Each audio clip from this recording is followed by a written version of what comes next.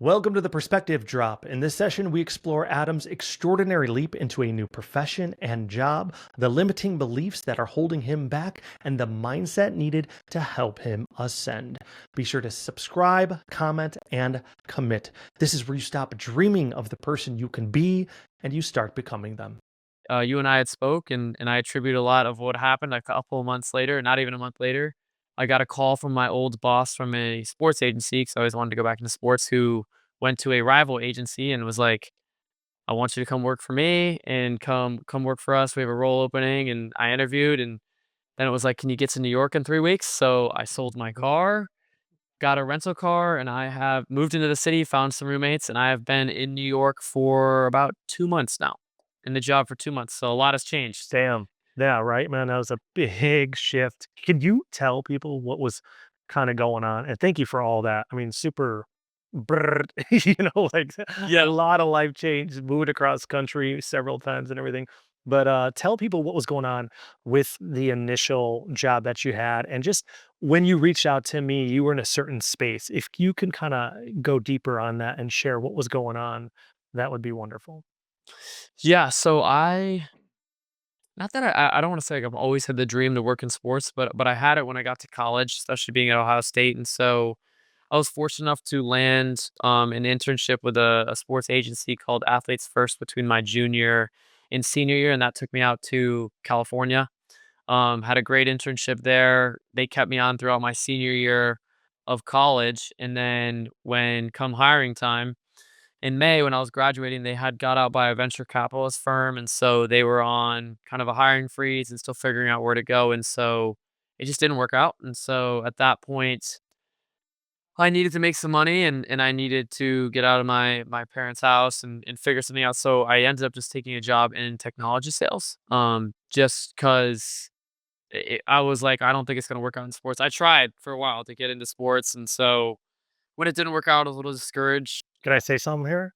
So, Mhm. everybody listening, did you hear what he said? This is really powerful on experiencing the shift. He believed it wouldn't work out. And from what I teach, everything that we know, mindset, psychologically, neuroscience, spiritually, what we believe externalizes outside of ourselves and becomes our reality. So, quantum mechanics, everything's lined up that those beliefs, those thoughts, and whatever evidence Adam was looking at, he took all that evidence and goes, I believe it wouldn't work out.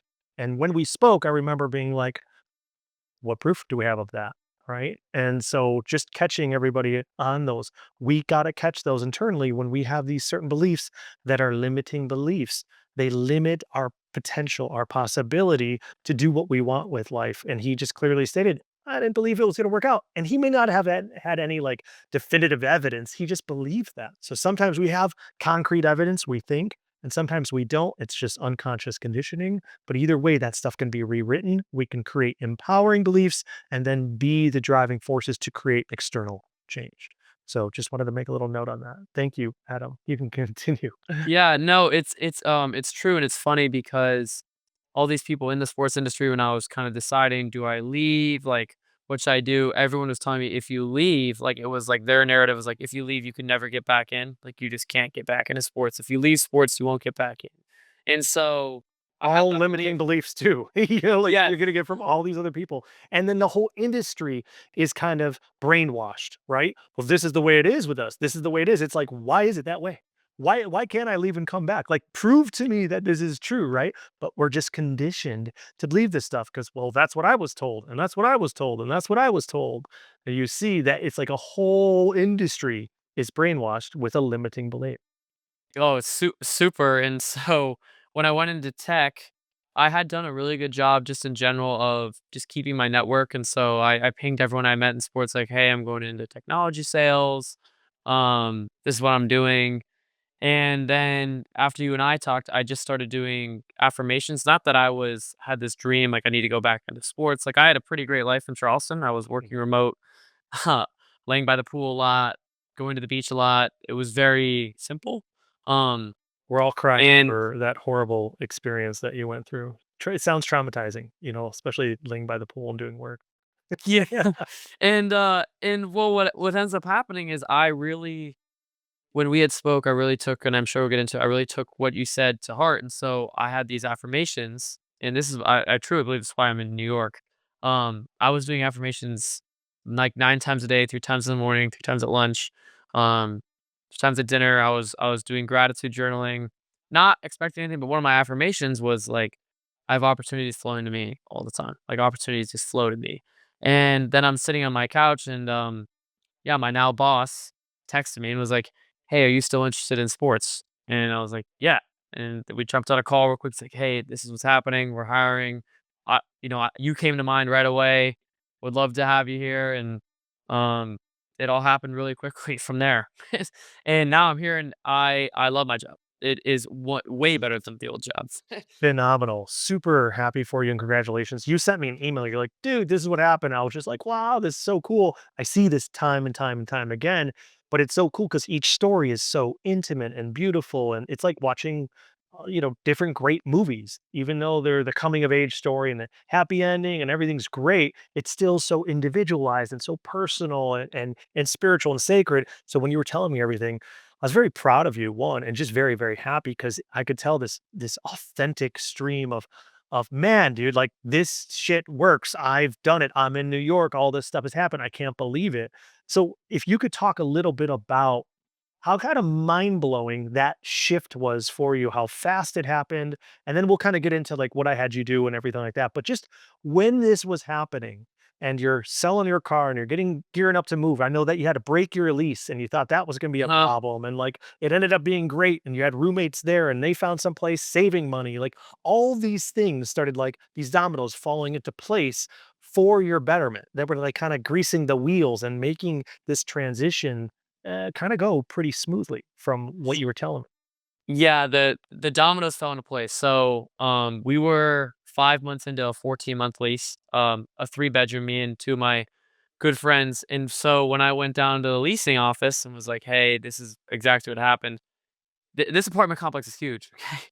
They were like, "Oh, we can actually move your 2 roommates that's opening up right next door in 3 weeks," like, right when I was leaving, "an apartment, a 2-bedroom right next door for both of your buddies, and, like, you're good. Like, we can get your 3 bed for more money, like, we'll let you guys off basically scot-free." And, the move took them 20 minutes, Yeah, yeah. literally right next They just door. put a hole in the wall, right, and just chucked everything through. They're like, "We'll patch that up later." Yeah, yeah, yeah, yeah. And then it was unbelievable. So then I put on my Instagram story, like, "Hey, I'm moving to New York. I start a job in a month. Does anybody know anybody?" Just started pinging people.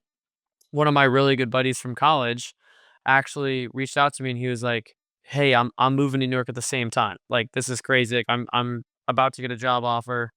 Like, do you want to live together?" And I was perfect. And then I had another friend reach out to me. He's like, "Hey, a good friend of mine is also looking to move to New York at the same time." Like, I jumped on a FaceTime. He's gonna be one of my best friends for a long time. So now, Yeah, that's so it all worked out, and we were looking for an apartment, and this place came on market, and it's in the price range. It's in a perfect location. It has a gym, which is huge for New York. yeah. I have a really big room, which is big for New York.